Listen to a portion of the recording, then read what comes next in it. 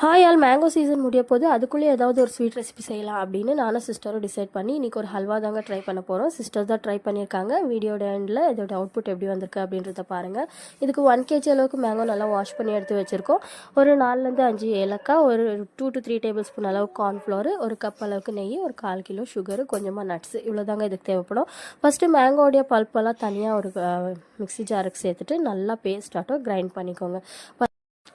இப்போ இந்த கிரைண்ட் பண்ண பல்ப்பை ஒரு பவுலுக்கு தனியாக மாற்றிட்டு இது கூடவே நம்ம எடுத்து வச்சுருக்க கார்ன்ஃப்ளவரை சேர்க்க போகிறோம். நமக்கு அந்த ஹல்வா டெக்ஸ்சர் வேணும் இல்லையா, அதுக்காக தான் இந்த கார்ன்ஃப்ளவர்.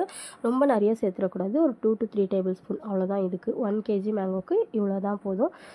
இது வந்துட்டு நல்லா ஒரு விஸ்க் வச்சுட்டு ரெண்டுமே நல்லா மிக்ஸ் பண்ணணும். லம்ப்ஸ் எதுவும் இருக்கக்கூடாது. இப்போ ஒரு பேன் வச்சுட்டு அதில் சுகரும் வாட்டரும் சேர்த்துக்கோங்க. 1/4 கிலோ சுகர் எடுத்துருக்கேன், அதுக்கு ஈக்குவலாக வாட்டர் சேர்த்துட்டு இந்த பாகு கன்சிஸ்டன்சியெல்லாம் நம்மளுக்கு தேவையில்லை, நல்லா கொதி வந்தால் போதும். சுகர் நல்லா மெல்ட் ஆகிட்டு அந்த குட்டி குட்டி டாட்ஸாக வரும் இல்லையா கொதிக்கிற டைமு, அந்த மாதிரி வந்தால் நமக்கு போதும்.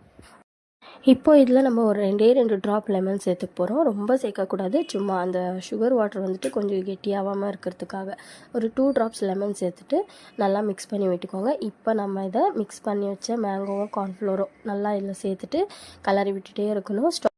ஸ்டவ் வந்துட்டு லோ ஃப்ளேமுக்கு மாற்றிக்கோங்க. ரொம்ப லோ ஃப்ளேமில் வச்சுட்டு தான் இதை நம்ம கலரணும். கிட்டத்தட்ட எங்களுக்கு ஒரு 20 மினிட்ஸ் எடுத்துச்சு இது நல்லா அந்த டெக்ஸ்சர் வரத்துக்காக. நல்லா மிக்ஸ் பண்ணிகிட்டே இருங்க, கைவிடாமல் கலரிட்டே இருக்கணும். நெய் வந்துட்டு நம்ம டேஸ்ட்டுக்கு ஏற்ற மாதிரி தான். சில பேருக்கு நிறைய நெய் இருந்தால் பிடிக்கும், சில பேருக்கு கொஞ்சமாக இருந்தால் தான் பிடிக்கும். சரி, நாங்கள் வந்துட்டு ஒரு மீடியமாக, ரொம்ப அதிகமும் இல்லாமல் கம்மியாக இல்லாமல் அந்த மாதிரி தான் எடுத்துருக்கோம். இப்போ நல்லா கலரி விட்டுட்டே எடுத்துகிட்டு கொஞ்சம் கொஞ்சமாக நடுவில் நம்ம நெய் சேர்த்துக்க போகிறோம். நெய் சேர்த்துட்டு நல்லா அந்த கிளாஸ் மாதிரி அந்த கன்சிஸ்டன்சி வரணும் பார்க்குறதுக்கு, அந்த அளவுக்கு நம்ம கலரணும். இப்போ நம்ம ஒரு டேபிள் ஸ்பூனாக நெய் சேர்த்துக்க போகிறோம். கொஞ்சம் கொஞ்சமாக சேர்த்துட்டு நல்லா மிக்ஸ் பண்ணி விட்டுட்டே இருக்கணும். அடி பிடிக்காமல் பார்த்துக்கணும், அதுக்கு தான் நம்ம அது பக்கத்துலேயே இருந்து கலர்றோம். இப்போ இதில் நம்ம எடுத்து வச்சுருக்க நட்ஸ் எல்லாம் நெய்யில் வறுத்துட்டாவது சேர்த்துக்கலாம், இல்லை அப்படியே ராவாக கூட சேர்த்துக்கலாம், உங்களுடைய விஷ் தான். நல்லா கலரி வந்துட்டே இருந்ததுன்னா அது அப்படியே கொஞ்சம் கம்மியாகிட்டே வரும், குவான்டிட்டியும் கம்மியாகும். அதே மாதிரி அது கண்ணாடி பதம் மாதிரி வரும். இப்போ நம்ம ஏலக்காய் எடுத்து வச்சுருக்க ஏலக்காய் பவுடரோ இல்லை தட்டியோ எப்படி வேணும் அப்படி சேர்த்துக்கோங்க. இப்போ இன்னும் கொஞ்சம் நெய், மிச்சம் இருக்கிற நெய் எல்லாமே சேர்த்துட்டு நல்லா மிக்ஸ் பண்ணி விட்டுக்கோங்க. நல்லா இந்த கிளாஸ் கன்சிஸ்டன்சிக்கு வரணும். இப்போ வந்துட்டு நமக்கு ஹல்வா சூப்பராகவே ரெடி ஆகிடுச்சு. இதை நம்ம ஒரு மோல்டுக்கு மாற்ற போகிறோம். நான் ஒரு கேக் மோல்டு தான் வச்சுருக்கேன். அதுக்கு நல்லா நெய்யை ஸ்ப்ரெட் பண்ணிவிட்டு அதில் நம்ம நட்ஸ் தேவைன்னா சேர்த்துக்கலாம். நான் கொஞ்சம் கிரேப்ஸும், ட்ரை கிரேப்ஸும், நட்ஸும் தான் சேர்த்துருக்கேன், கேஷ்யூ நட்ஸும் சேர்த்துட்டு இது கூடவே இப்போ நம்ம எடுத்து வச்சுருக்க ஹல்வாவே இதில் ஊற்ற போகிறோம்.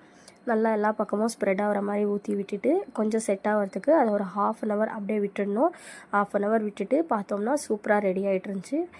பார்க்கவே ரொம்பவே சூப்பராக இருந்துச்சு. ஃபஸ்ட் டைம் ட்ரை பண்ண மாதிரியே